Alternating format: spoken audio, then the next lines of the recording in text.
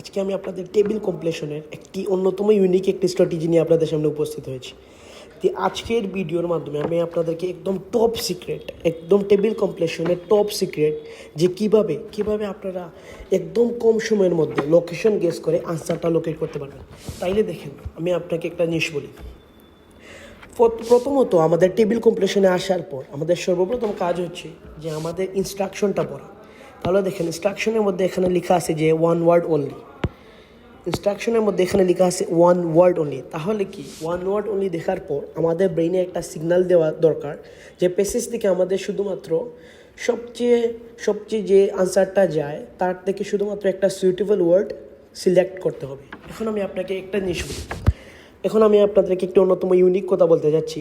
তা হলো যে আমরা অনেকেই জানি যে আইএলসে সবসময় ওয়ার্ডসগুলোরে প্যারাফ্রেজ করা হয়, ওয়ার্ডসগুলোকে তাদের ডেজায়ার্ড সিনোনিম অথবা সুইটেবল সিনোনিম দিয়ে রিপ্লেস করা হয়। কিন্তু একটা জিনিস আমরা অনেকেই জানি না, তা হচ্ছে গিয়ে আইএলসে কিন্তু শালগুলোকেও প্যারাফ্রেজ করা হয়। আজকে আমি আপনাদের দেখাবো যে কীভাবে আইএলসের শালগুলোকে প্যারাফ্রেজ করা হয় এবং কীভাবে আমরা যদি ওই প্যারাফ্রেজিংগুলো বুঝে ফেলি যে কীভাবে শালগুলোকে রিপ্লেস করা হয়, তাহলে দেখবেন একদম ইজিলি, একদম কম সময়ের মধ্যে এই ফিল ইন দ্য ব্ল্যাঙ্কসগুলো আমরা খুব সহজেই আনসারগুলো লোকেট করতে পারবো। তাহলে দেখেন, আমি এখন যদি 9, 10, 11-তে আসি, এখানে দেখেন লেখা আছে 17th সেঞ্চুরি। আমি এখন 9, 10, 11-তে আসি। তাহলে দেখেন 9, 10, 11 এই তিনটে কোয়েশ্চেনের আন্ডারে যে সাবক্যাপশনটা আমাদের জন্য দেওয়া আছে বক্সের মধ্যে তা হচ্ছে 17th সেঞ্চুরি। আমি আবার বলি, 9, 10, 11-র জন্য যে সাবক্যাপশনটা আমাদের বক্সে দেওয়া আছে তা হচ্ছে 17th সেঞ্চুরি। এখন দেখেন 17th সেঞ্চুরি মানে কি 100 বছর। কোথা থেকে কোথা 17th সেঞ্চুরি টাইম ফ্রেমটা কত সাল আমি যদি আপনাদেরকে একটু দেখাই। 17th সেঞ্চুরির কথা অর্থ হচ্ছে 1601 থেকে 1700 সাল। তাহলে দেখেন এই 1601 থেকে 1700 সাল, 1700 যে টাইম ফ্রেমটা, 1601 সাল থেকে 1700 সাল পর্যন্ত যে টাইম ফ্রেম তাকেই বলে কিন্তু 17th সেঞ্চুরি। কত সাল থেকে কত? 1601 থেকে 1700 সাল। এখন আমি আপনাকে বলি, এখন আপনি প্যাসেজে যাওয়ার পর ডিরেক্টলি আপনি 17th সেঞ্চুরি পাবেন না। তাহলে এখানেই সব প্রায় মানুষ ভুল করে। এখানে সাবক্যাপশন হিসেবে 17th সেঞ্চুরি দেওয়া আছে। এখন অনেকেই না প্যাসেজে গিয়ে কী করবে, 17th সেঞ্চুরি খুঁজবে। কিন্তু দেখেন প্যাসেজে 17th সেঞ্চুরি দেওয়া থাকবে না। 17th সেঞ্চুরির যে নির্দিষ্ট যে সার্টেন টাইম ফ্রেম তা কি 1601 থেকে 1700 সাল। এই 1601 থেকে 1700 সালের মধ্যে যে কোনো একটি সময় উল্লেখ করা হবে প্যাসেজের মধ্যে। এখন আমি যাই, দেখেন এখানে কী লেখা আছে, ডিমান্ড ফর নাটমেগ গ্রিউ। যে নাটমেগ উৎপাদনের চাহিদা কখন বেড়েছিল? নাটমেগ উৎপাদনের চাহিদা তখনই বেড়েছিল যখন ইট ওয়াজ বিলিভড, এটা বিশ্বাস করা হতো, টু বি ইফেক্টিভ, কার্যকরী। কিসের প্রতি কার্যকরী? কিসের এগেনস্টে কার্যকরী? Against the ডিসিজ known as the dash. তাহলে দেখেন কী লেখা আছে, ডিমান্ড ফর নাটমেগ গ্রিউ, নাটমেগ উৎপাদনের চাহিদা তখনই বেড়েছিল যখন এটা বিশ্বাস করা হতো যে এটি এমন একটি ডিজিজের এগেনস্টে কার্যকরী। আপনাকে ওই ডিজিজের সিম্পলি নামটা জানতে চাচ্ছি। তাহলে দেখেন আমাদের এখানে সাবক্যাপশন হিসেবে কিন্তু 17th সেঞ্চুরি আমরা নিতেছি। ক্যাপশন হিসেবে, নাউন ফ্রেজ হিসেবে আমি একটা জিনিস বলি, সবচেয়ে ইজি নাউন ফ্রেজ হচ্ছে শাল। যখনই একটা কোয়েশ্চেনের ভিতরে শাল দেওয়া থাকবে আমরা কিন্তু সিম্পলি উইদাউট কোনো রকম তাড়াহুড়া ছাড়া আমরা ডিরেক্টলি শালটাকে নাউন ফ্রেজ হিসেবে চুজ করবো। এখন দেখেন 17th সেঞ্চুরি লেখা আছে, তাহলে 17th সেঞ্চুরি মানে কি 1601 থেকে 1700 সালের মধ্যে যে কোনো একটা সাল 17th সেঞ্চুরির মধ্যে পড়তেছে। তাহলে আমরা এখন যাই, আমরা এখন দেখি তো। তাহলে দেখেন সিম্পলি এখানে কি হচ্ছে,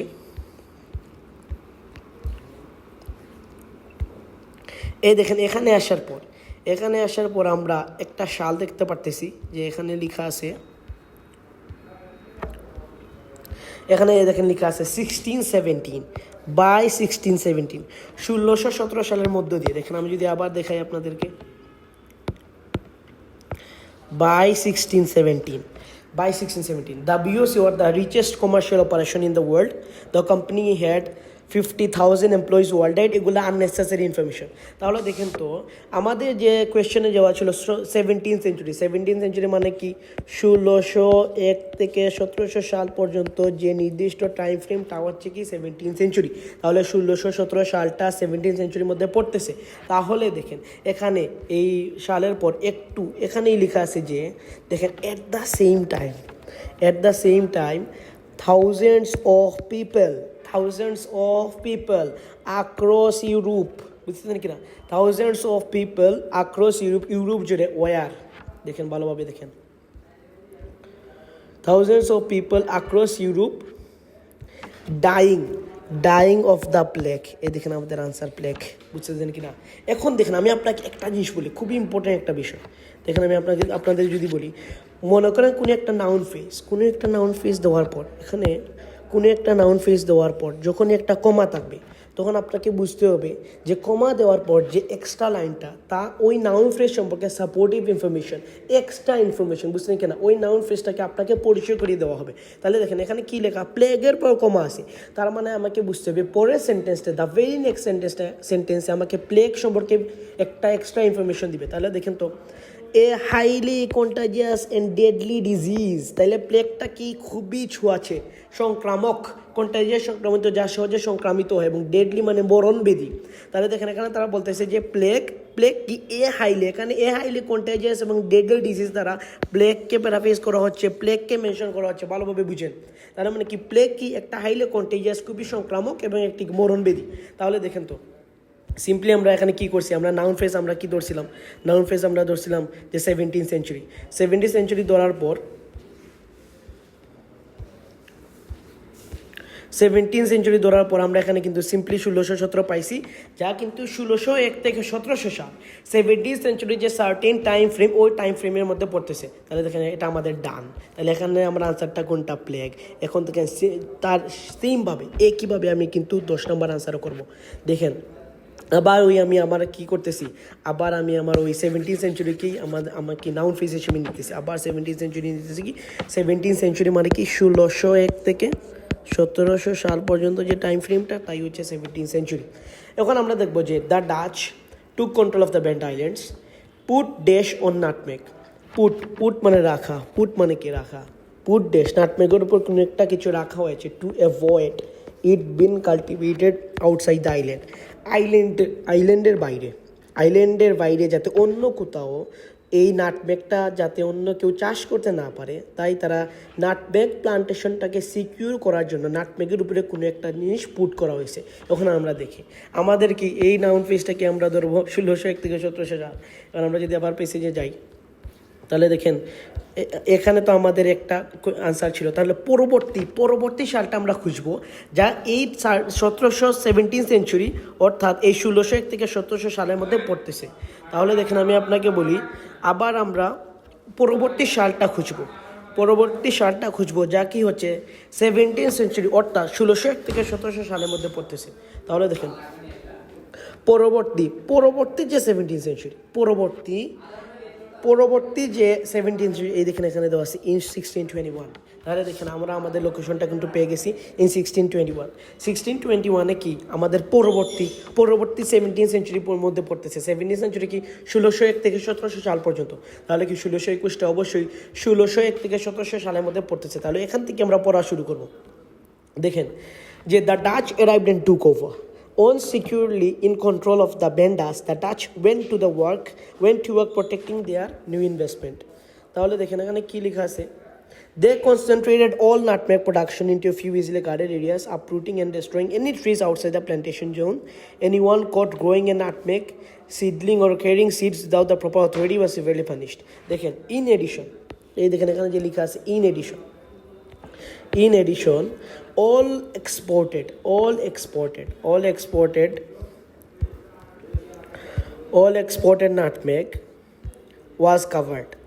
nutmeg was covered. এই যে দেখেন এই যে কাভার্ড ওয়ার্ডটা না, অল নাটমেগ ওয়াজ কাভার্ড, এই কাভার্ড ওয়ার্ডটা কোয়েশ্চনের মধ্যে পুটকে প্যারাফ্রেজ করতেছে, ভালোভাবে বুঝেন। আমি আবার বলি, এখানে যে কাভার্ড ওয়ার্ডটা তা প্যাসেজের মধ্যে পুটকে প্যারাফ্রেজ করতেছে, put dash on nutmeg covered with lime. এই দেখেন এই লাইম হচ্ছে আমাদের আনসার। এখন এখানে যারা লাইম শব্দের অর্থ জানবে না, তাদের জন্য এই আনসারটা প্রেডিক্ট করা অনেকাংশেই কষ্ট হয়ে যাবে। লাইম শব্দের অর্থ চুন, লাইম শব্দের অর্থ কি? চুন। এই দেখেন এখানে যে লেখা আছে যে কাভার্ড মানে কি, পুটকে প্যারাফ্রেজ করতেছে, পুটকে প্যারাফ্রেজ করতেছে উইথ লাইম, চুন দ্বারা কি করে পুরো নাটমেগ প্ল্যান্টটাকে কাভার করা হয়েছে, two make sure there was no chance a fertile seed which could be grown elsewhere would leave this island. এখন দেখেন এই যে পুরো সম্পূর্ণ লাইনটা, যে to make sure there was no chance a fertile seed which could be grown elsewhere. এই জিনিসটা কোয়েশ্চেনের মধ্যে এই জিনিসটাকে প্যারাফ্রেজ করতেছে। এই দেখেন এটা এখন দেখেন পুট মানে কি কাভার্ড, কাভার্ড কি লাইম, কাভার্ড মানে কি কাভার্ড লাইম, কাভার্ড কি covered lime on nutmeg two avoid it being cultivated outside the island. এইটাকে ওই পরবর্তী অংশটা প্যারাফ্রেজ করতেছে। তাহলে দেখেন এটাও আমরা পেয়ে গেলাম, লাইমও আমরা পেয়ে গেলাম। এখন আমরা 11 নম্বরে চলে যাব। সেম স্ট্র্যাটেজি, সেম এখানেও আবার আমরা শালকে ধরবো। কী করবো শালকে? শাল is our biggest noun phrase, বুঝছেন কিনা? কারণ শাল যে পেতে আমাদের অত বেশি বেগ পেতে হয় না, আমরা সহজেই শালগুলো খুঁজে পাই। তাহলে শাল আবার 17th সেঞ্চুরি মানে কি দেখেন, আমি বারবার বলতেছি যাতে এই জিনিসটা আপনাদের আর কনফিউশন না লাগে। 1601 থেকে কত 1700 সাল পর্যন্ত। এখন আমরা নেক্সট 17th সেঞ্চুরি খুঁজবো। কি বলতেছে এখানে, কি লেখা আছে? Finally obtain the island. Obtain মানে কি? অর্জন করা, গেইন করা, অ্যাকোয়ার। সিনোনিম কি? Obtain, gain, acquire. বুঝতেছেন কিনা? Finally obtain the island of dash from the ব্রিটিশদের কাছ থেকে অবশেষে কি করছে তারা? একটা আইল্যান্ড, ওই আইল্যান্ডটা কি করছে? অবটেইন করছে। বুঝছেন কিনা? ফাইনালি একটা সিনোনিম আছে ইভেনচুয়ালি। বুঝছেন কিনা? ইভেনচুয়ালি শব্দের অর্থ অবশেষে, আর অবটেইন তো একটু আগে বলেই দিলাম, অ্যাকোয়ার, গেইন, অবটেইন সবগুলোই সেম। তাহলে এখন আমরা যাই আবার আমরা 17th সেঞ্চুরির সন্ধানে। তাহলে দেখেন এখানে 1621-এর পর, এই 1621-এর পর নেক্সট 17th সেঞ্চুরির আন্ডারে আসতেছে এই 1667। তাহলে দেখেন 1601 থেকে 1700 সালের মধ্যে কিন্তু 1667 সালও পড়তেছে। তাহলে দেখেন এখন আমরা দেখি যে intent on securing their hold on every nutmeg production island the Dutch offered a trade if the British would give them the, দেখেন এখানে কি লেখা আছে? if the British would give them the island of Ran। কি লেখা আছে এখানে ভালোভাবে দেখেন। এখানে লেখা আছে যে আইল্যান্ড অফ রান। কি করছি? এই দেখেন, আমার নাউন ফ্রেজের কত ক্লোজ আনসারটা, কত ক্লোজ নাউন ফ্রেজের, কত ক্লোজ আনসারটা একটু দেখেন। আমরা বলি এখানে কি লেখা আছে? 1667 17th সেঞ্চুরির মধ্যে পড়তেছে। তাহলে এখানে কি দেওয়া? আইল্যান্ড অফ রান দেওয়া। তাহলে এখন আমরা দেখি আইল্যান্ড অফ রান কোয়েশ্চেনের মধ্যে যাই। দেখুন কোয়েশ্চেনের মধ্যে হুবু এই কথাটাই লেখা আছে, আইল্যান্ড অফ। দেখেন কি লেখা আছে? আইল্যান্ড অফ, বা দেখি পেসেজের ভিতরে কিন্তু হুবু লেখা আছে আইল্যান্ড অফ। এর পরবর্তী ওয়ার্ড কোনটি? রান। বুঝতেছেন কিনা? শেষ রান আইল্যান্ড। আইল্যান্ডটা কি নামে পরিচিত? রান আইল্যান্ড নামে পরিচিত। এখন দেখেন, এখন এখানে যদি আমি আপনাদেরকে বলি, এখন আমরা আসি। তাহলে দেখেন 12 নম্বর আর 13 নম্বর কোয়েশ্চেনের আন্ডারে কোন সাবক্যাপশনটা আছে? লেট 18th সেঞ্চুরি আছে, লেট 18th সেঞ্চুরি। তাহলে এখন আমি আপনাদেরকে বলি লেট 18th সেঞ্চুরি নিয়ে আমি একটু কথা বলি। দেখেন শুধুমাত্র 18th সেঞ্চুরি, শুধুমাত্র কি 18th সেঞ্চুরি কথার অর্থ হচ্ছে গিয়ে যে 1701 থেকে 1800 সাল পর্যন্ত যে সার্টেন টাইম ফ্রেম, তাকে বলে 18th সেঞ্চুরি। তাহলে দেখেন লেট মানে কি? পরবর্তী 50 বছর। আর্লি 18th সেঞ্চুরি, যদি এখানে লেখা থাকতো আর্লি 18th সেঞ্চুরি, তাহলে অর্থ কি জানেন? 1701 থেকে 1750 সাল। বুঝতেছেন কিনা? এখন যেহেতু এখানে লেখা আছে যে লেট 18th সেঞ্চুরি, তাহলে কি হবে? পরবর্তী 50 বছর। তাহলে পরবর্তী 50 বছর মানে কি? যে 1751 থেকে 1800 সাল। বুঝতেছেন কিনা? এই যে 50 বছর, এই যে পরবর্তী 50 বছর, এটাকেই বলতেছে লেট 18th সেঞ্চুরি। তাহলে দেখেন এখন কিন্তু এখানে স্পেসিফিকলি লেট 18th সেঞ্চুরি বলে দেওয়ার পরও কিন্তু তারা স্পেসিফিকলি আরও 2টা সাল মেনশন করে দিছে।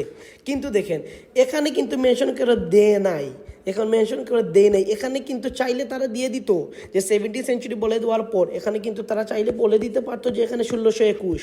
এখানে কিন্তু তারা 11 নম্বরে চাইলে বলে দিতে পারতো যে এটা 1667, কিন্তু এখানে বলে দেয় নাই, কিন্তু এখানে স্পেসিফিকলি বলে দিছে। এখন আমার কাজ কি? আমার কাজ হচ্ছে আপনাদেরকে এটাই বুঝানি যে বলে দেখ আর না দেখ, আমরা যেন সব ক্ষেত্রে এই জন্য আনসারগুলো লোকেট করতে পারি। কারণ আমাদের বিগেস্ট নাউন ফ্রেজ হচ্ছে শাল ধরতে পারলেই আমরা এক্স্যাক্ট লোকেশনে চলে যাবো এবং খুব সহজেই আমরা আনসারটা লোকেট করতে পারবো। তাহলে দেখেন এখানে যদি আমাদের 1770 এবং 1778 নাও দেওয়া থাকতো তা কিন্তু আমরা ধরতে পারতাম, কারণ লেট 18th সেঞ্চুরি বলতে কি শুধুমাত্র 18th সেঞ্চুরি বলতে 1701 থেকে 1800 সাল, এবং যেহেতু এখানে লেট বলতেছে তাহলে পরবর্তী 50 বছর, তাহলে কি 1751 থেকে 1800, 1751 থেকে কত কি 1800। এখন আপনারা দেখেন 1770 এবং কি 1778 এই দুইটা সালও কিন্তু আমাদের এই যে সার্টেন টাইম ফ্রেমটা ছিল যে 1751 থেকে 1800 এই সালের মধ্যে পড়তেছে না, আপনারাই দেখেন এই সালের ভিতরে 1770ও পড়তেছে, 1778ও পড়তেছে। ক্লিয়ার কি ক্লিয়ার না? তাহলে দেখেন এগুলো সবগুলো আমরা মিটিয়ে দিই। তাহলে এখানে আমরা নাউন ফেস কি 1770, এই যে 1770। এখন দেখেন nutmeg plants were secretly taken to dash. Nutmeg plants were secretly, nutmeg plants গুলা secretly taken to where কোথায় নেওয়া হয়েছে, taken to কি where, taken to কোথায় নেওয়া হয়েছে, taken to where, বুঝছেন কিনা? আমরা দেখি কোথায় নেওয়া হয়েছে। এখন আমরা পেসেজে যাই। পেসেজে যাওয়ার পর এখানে সাল কোনটা, সালটা যে 1770, ডিরেক্টলি 1770 চলে আসবো ডিরেক্টলি, কখনো এটা নিয়ে আর কোনো গন্ডগোল নেই। দেখেন ডিরেক্টলি চলে আসছি কই 1770 দেখেন। দেন ইন 1770, 1770, দেন ইন 1770 যা লেট 18th সেঞ্চুরির মধ্যে পড়তেছে, ডিরেক্টলি 1770 চলে আসছি যা ডিরেক্টলি লেট 18th সেঞ্চুরি পড়তেছে। তাহলে দেখেন এখানে কী লেখা আছে, এ ফ্রেঞ্চম্যান পিয়ারি পভরি। তাহলে দেখেন এটা আমাদের প্রনাউন্সিয়েশন করে সময় নষ্ট করার কোনো প্রয়োজন নেই, because it's a noun phrase, বুঝতেছেন কিনা? সাকসেসফুলি স্মাগলড, হ্যাঁ দেখেন এখানে যে লেখা স্মাগলড যে লেখা না, তা কোয়েশ্চনের মধ্যে সিক্রেটলি টেকেনকে প্যারাফ্রেজ করতেছে, ভালোভাবে বুঝেন। এখানে যে লেখা আছে যে স্মাগলটা কোয়েশ্চনের মধ্যে সিক্রেটলি টেকেনকে প্যারাফ্রেজ করতেছে। তাহলে দেখি আমরা কোথায় সিক্রেটলি টেকেন, কোথায় নেওয়া গেছে, কোথায় স্মাগল করেছে নাটমেগ প্ল্যান্টসগুলোকে, smuggled nutmeg plants to safety in Mauritius. এখন দেখেন একটু আগে আমি আপনাদেরকে বলছিলাম যে কোনো একটা নাউন ফ্রেজ দেওয়ার পর যখন কমা থাকে না, কমা তারপর যে পরবর্তী সেন্টেন্সটা থাকে সেখানে আপনাকে বুঝতে হবে যে সেখানে আপনাকে এক্সট্রা ইনফরমেশন বলে দিতেছে। নাউন ফ্রেজটাকে আপনাকে ভালোভাবে পরিচয় করে দেওয়ার জন্য তা করা হয়েছে। দেখেন একটু আগে আমি আপনাদেরকে উদাহরণ দিছিলাম যে প্লেগ এ হাইলি কন্টাজিয়াস। একটু আগে আমি আপনাদেরকে উদাহরণ দিছিলাম যে প্লেগ লেখার পর একটা কমা ছিল এবং সেখানে লেখা ছিল এ হাইলি কন্টাজিয়াস এবং ডেডলি ডিজিজ। প্লেগটা কি খুবই একটা সংক্রামক এবং মরণবেদী। এখানে দেখেন মরিটাস লেখার পর একটা কমা আসছে, এখানে একটা কমা আসার পর এখানে লেখা আছে যে মরিটাস হচ্ছে একটি আইল্যান্ড যা কি না coast, an island of the coast of Africa, আফ্রিকার তীরে, কোস্ট শব্দ তো তীর, আফ্রিকার তীরে অবস্থিত একটি আইল্যান্ড যার নাম হচ্ছে মরিটাস, বুঝছেন কিনা? আফ্রিকার তীরে অবস্থিত একটি আইল্যান্ড যার নাম হচ্ছে মরিটাস। তাহলে দেখেন এখানে সিম্পলি আমাদের আনসার হচ্ছে মরিটাস, টু ইজি টু সলভ। তাহলে এখানে আমাদের আনসারটা কি যে নাটমেগ প্ল্যান্টস ওয়ার স্মাগলড, মানে কি সিক্রেটলি টেকেন টু মরিটাস। এখন দেখেন পরবর্তী কোয়েশ্চেনে যদি চলে আসি, তাহলে এখানে কি 1778 হওয়ার পর এখানে কি লেখা আছে, half of the Banda islands, যে অর্ধেকেরও বেশি Banda islands, nutmeg plantations were destroyed by a dash. এখন দেখেন বাই এ ড্যাশ। এখন দেখেন এখানে কিন্তু একটা আর্টিকেল চলে আসছে, তাহলে এখানে আমাদের গেম চেঞ্জার এই আর্টিকেলটা। এখন দেখেন আর্টিকেল কিন্তু তিনটা আছে, এ, এন এবং ডি।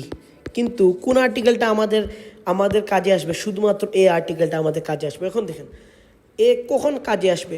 যখন এই আর্টিকেলটা দেওয়ার পর ডিরেক্টলি যখন স্পেস থাকবে, ডিরেক্টলি যখন ব্ল্যাঙ্কটা চলে আসবে, তখন কিন্তু ম্যাক্সিমাম কেসেসে এই আর্টিকেলটার পরই আনসার দেওয়া।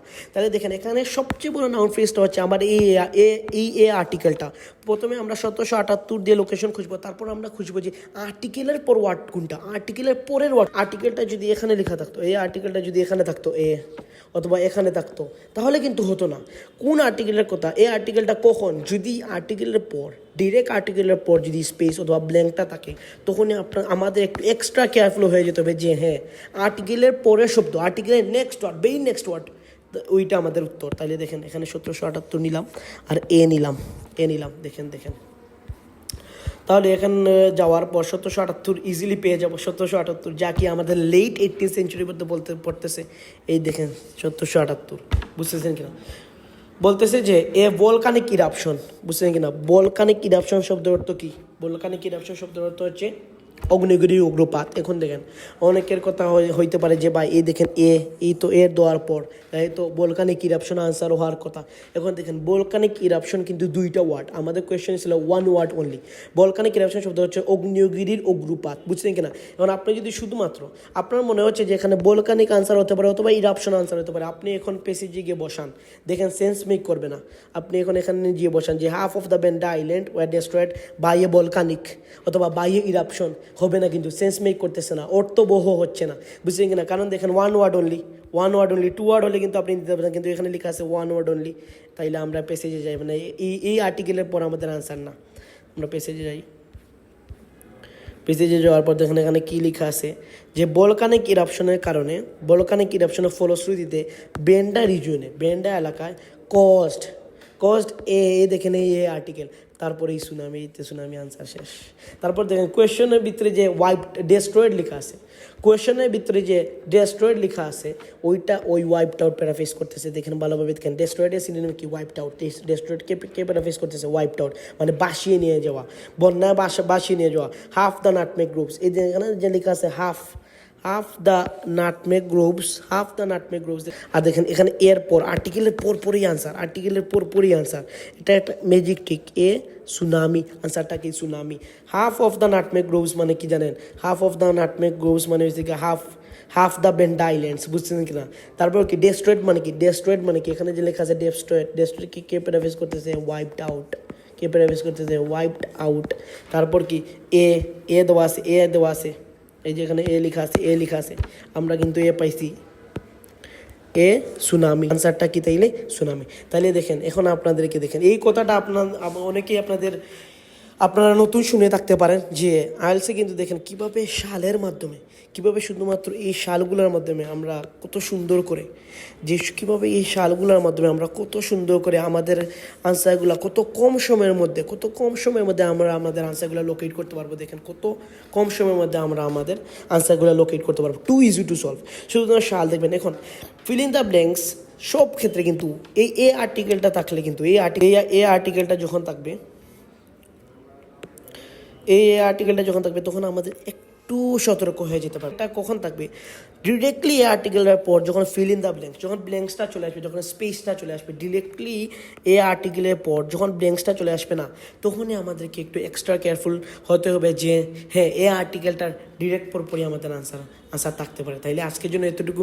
আসসালামু আলাইকুম। আমি আশা করি আপনারা যদি ফুল ভিডিওটা দেখে থাকেন তাহলে এই কোয়েশ্চেনগুলো একদম মিনিমাম টাইম আমি দেখেন এখানে আমি আপনাদের অনেক ডিটেইল এক্সপ্লেনেশন দিতেছি, যাতে একদম যারা বিগিনার আছেন, যারা নতুন রিডিংয়ের প্রিপারেশন শুরু করতেছেন, যারা পরবর্তীতে আইএলটিএস দেবেন, তাই আমি কি একটু দেখেন যেহেতু এখানে আমি একদম ভেঙে বোঝানোর ট্রাই করছি, তাই কিন্তু একটু সময় লাগছে, কিন্তু আপনারা একবার এই এক্সপ্লেনেশনটা দেখে নেন, তারপর ওই সেম স্ট্র্যাটেজিটা পরবর্তী যে কোনো একটা ফিলিং দ্য ব্ল্যাঙ্কস করার পর যখন আপনি সেম স্ট্র্যাটেজি অনুযায়ী প্লে করবেন, তখন দেখবেন আপনার না শুধুমাত্র 1 থেকে 1.5 মিনিট প্রয়োজন, শুধুমাত্র বেশি হলে 2 মিনিটের ভিতরে আপনি এই 5টা কোয়েশ্চেনে আনসার করতে পারবেন। যেহেতু আমি একদম বিগিনার, আমার কিন্তু টার্গেট হচ্ছে একদম বিগিনার, যারা একদম বিগিনার শুধুমাত্র রিডিং প্রিপারেশন নেওয়া শুরু করতেছেন, তারা আমার কিন্তু মেইন টার্গেট। তারাও যাতে এই ভিডিওটা দেখে একদম ক্লিয়ার হতে পারেন, 100% টপ নচ, 100% ক্লিয়ার হতে পারেন, তাই আমি কি একদম ডিটেল এক্সপ্লেনেশন দিয়েছি। তাই ভিডিওটা একটু বড় হয়ে যাবে, তাই আপনারা একটু আপনাদের পরামর্শ যে একটু ধৈর্য সহকারে এই 15 থেকে 20 মিনিটের ভিডিওটা যদি আপনি একটু দেখতে পারেন, আশা করি এই স্ট্র্যাটেজিসগুলো আপনাকে পরীক্ষার ওই যে টেন্স মুভমেন্টে আপনাকে অনেক সাহায্য করবে। আসসালামু আলাইকুম।